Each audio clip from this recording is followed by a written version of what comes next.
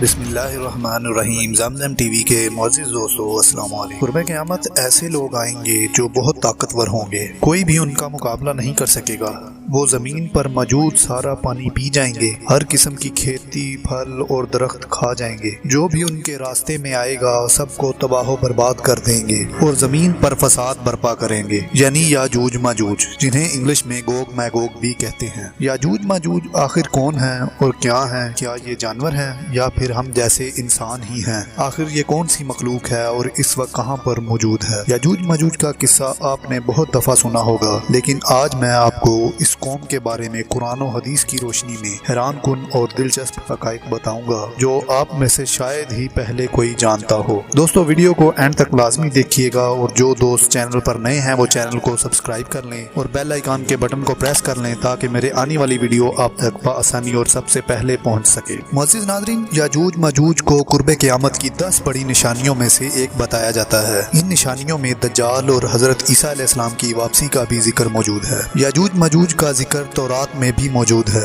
آخر ان کا تاریخی پس منظر کیا ہے؟ دوستو، آپ صلی اللہ علیہ وآلہ وسلم کے دور میں کچھ عرب ایک یہودی عالم کے پاس گئے اور ان سے پوچھا کہ حضور اکرم صلی اللہ علیہ وآلہ وسلم سے ایسا کیا سوال کیا جائے کہ ان کے نبی ہونے کی حقیقت واضح ہو جائے۔ اس یہودی عالم نے ان کو 3 سوال پوچھنے کا کہا۔ سوال نمبر 1، وہ کون سا شخص ہے جو دنیا کے 3 کونوں تک گیا؟ سوال نمبر 2، اصحاب کہف کون ہیں؟ سوال نمبر 3، روح کیا ہے؟ ان 3 سوالوں میں ہمارا موضوع سوال نمبر 1 ہے۔ اس سوال کا جواب اللہ تعالیٰ نے سورہ کہف میں اپنے محبوب کو یوں دیا، یہ آپ سے دریافت کرتے ہیں ذوالقرنین کے بارے میں، آپ کہہ دیجئے کہ میں ان کی تمہیں کچھ خبر دیتا ہوں۔ یہ وہی شخص ہے جس کا سوال یہودی عالم نے کیا تھا کہ وہ کون سا مسافر ہے جو دنیا کے 3 کونوں تک گیا، یعنی حضرت ذوالقرنین۔ ذوالقرنین کا نام سکندر تھا۔ یہ حضرت سام بن نوح علیہ السلام کی اولاد میں سے تھے، ایک بڑھیا کے اکلوتے بیٹے تھے اور حضرت خضر علیہ السلام کے خالہ زاد بھائی تھے۔ آپ نے حضرت ابراہیم علیہ السلام خلیل اللہ کے ہاتھ پر اسلام قبول کیا اور کئی سال ان کی صحبت میں رہے۔ قرآن مجید میں حضرت ذوالقرنین علیہ السلام کے 3 سفروں کا حال بیان کیا ہے۔ پہلے سفر کا ذکر یوں ہے کہ حضرت سام بن نوح علیہ السلام کی اولاد میں سے ایک شخص آب حیات کے چشمے سے پانی پی لے گا اور اسے موت نہیں آئے گی، تو حضرت ذوالقرنین علیہ السلام نے اسی کی تلاش میں مغرب کی طرف سفر شروع کیا اور اس کے ساتھ حضرت خضر علیہ السلام بھی تھے۔ حضرت خضر علیہ السلام نے تو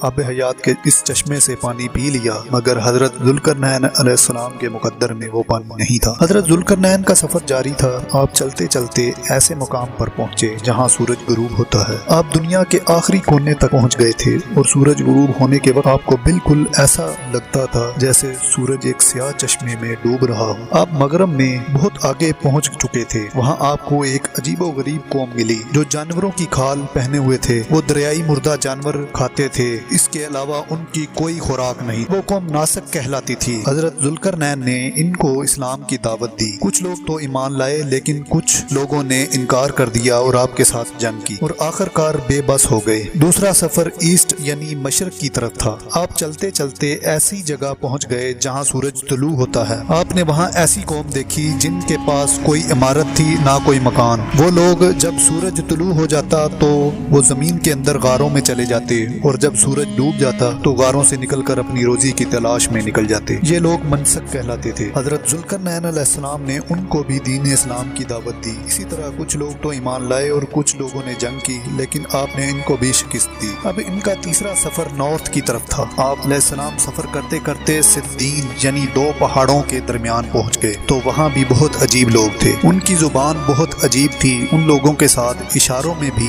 بہت مشکل سے بات ہوتی تھی۔ ان لوگوں نے حضرت ذوالقرنین سے یاجوج ماجوج کے مظالم کی شکایت کی اور آپ سے مدد مانگی کہ آپ ہمیں ان ظالموں سے بچائیں۔ معزز ناظرین کرام، یاجوج ماجوج کون تھے؟ یاجوج ماجوج اولاد آدم میں سے حضرت یافس بن نوح علیہ السلام کی اولاد میں سے ایک فسادی گروہ ہے۔ ان کی تعداد بہت زیادہ ہے۔ ایک حدیث مبارک میں آتا ہے کہ حضرت عبداللہ بن عمر رضی اللہ تعالی عنہ نے فرمایا کہ جنوں انس کے کل 10 حصے ہیں اور ان میں سے 9 حصے یاجوج ماجوج کے ہیں، باقی ایک حصہ انسان ہیں۔ آپ اندازہ لگائیں کہ اگر اس وقت دنیا میں 7 بلین لوگ ہیں اور تو اس حساب سے 10 گنا یعنی 70 بلین یاجوج ماجوج ہیں، اور ان کی تعداد بڑھ رہی ہے۔ ان میں مرد بھی ہوتے ہیں اور عورتیں بھی۔ ان کے 3 گروہ ہیں، ایک تعوین، دوسرا تاریس اور تیسرا منصب۔ ان میں سے ہر ایک 1000 سے زائد اولاد چھوڑ کر مرتا ہے۔ یہ بہت وحشی خونخوار درندے ہیں کیونکہ جانوروں کی طرح رہتے ہیں۔ یہ بہار کے موسم میں اپنے گھروں سے نکلتے ہیں اور تمام کھیتیاں اور پھل اور سبزیاں کھا جاتے ہیں۔ یہ آدمی حتیٰ کہ جنگل کے چھوٹے بڑے جانوروں کو بھی کھا جاتے ہیں۔ جب حضرت ذوالقرنین سے لوگوں نے فریاد کی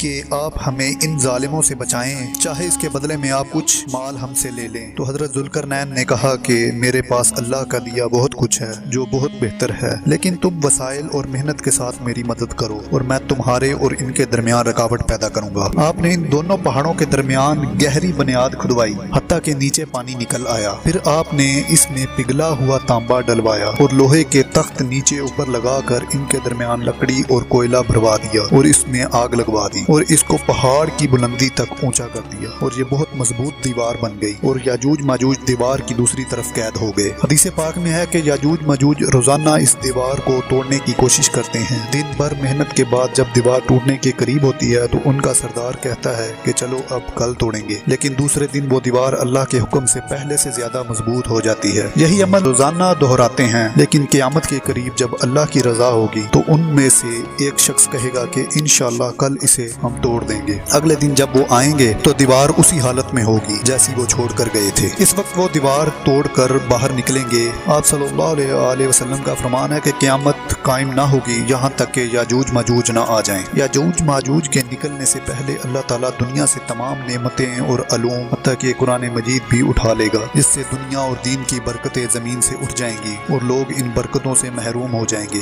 اللہ اکبر، کیسا دور ہوگا۔ ناظرین، یاجوج ماجوج دکھنے میں کیسے ہوں گے؟ حدیث پاک میں یاجوج ماجوج کے بارے میں آتا ہے کہ وہ چوڑے چہرے والے، چھوٹی آنکھوں والے اور موٹے سرخ بالوں والے ہوں گے۔ یاجوج ماجوج کا خروج اس وقت ہوگا جب حضرت عیسیٰ علیہ السلام دجال کو قتل کر چکے ہوں گے۔ پھر حضرت عیسیٰ علیہ السلام کو حکم الہی ہوگا کہ وہ مسلمانوں کو کوہ طور پر لے جائیں، اس لیے کہ کچھ ایسے لوگ ظاہر ہونے والے ہیں کہ جن سے لڑنے کی طاقت کسی میں نہیں ہوگی۔ پھر یاجوج ماجوج کے نکلنے پر دنیا میں عظیم فساد برپا ہوگا۔ وہ اس قدر زیادہ ہوں گے کہ ان کا پہلا گروہ جب بحیرہ تبریہ سے گزرے گا تو اس کا سارا پانی پی کر اسے سکھا دے گا، اور جب دوسرا گروہ گزرے گا تو وہ کہے گا کہ یہاں تو کبھی پانی تھا ہی نہیں۔ یہ لوگ دنیا میں فساد اور قتل و غارت سے فارغ ہو جائیں گے تو اس وقت مسلمان حضرت عیسیٰ علیہ السلام کے ساتھ کوہ طور پر ہوں گے تو یہ کہیں گے کہ چلو زمین والوں کو تو ختم کر دیا، اب آسمان والوں کو قتل کریں۔ اللہ اکبر۔ یہ کہہ کر وہ اپنے تیر آسمان کی طرف پھینکیں گے تو اللہ تعالیٰ ان تیروں کو خون لگا کر واپس بھیجے گا۔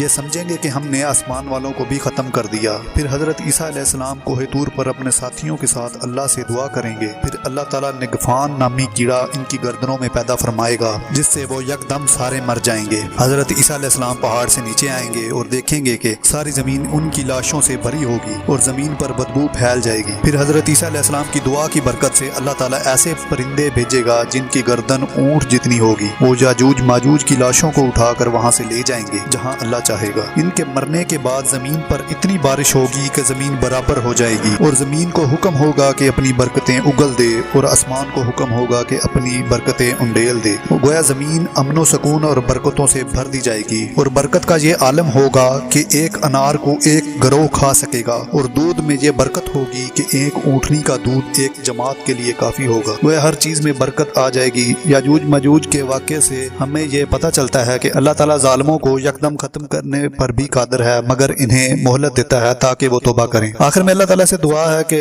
ہمیں اللہ تعالیٰ تمام فتنوں سے ہماری حفاظت فرمائے اور ہمیں گناہوں سے بچنے کی توفیق عطا فرمائے۔ دوستو، امید کرتا ہوں کہ آپ کو میری ویڈیو پسند آئی ہوگی۔ اگر ویڈیو پسند آئے تو ویڈیو کو لائک ضرور کیجیے گا۔ اللہ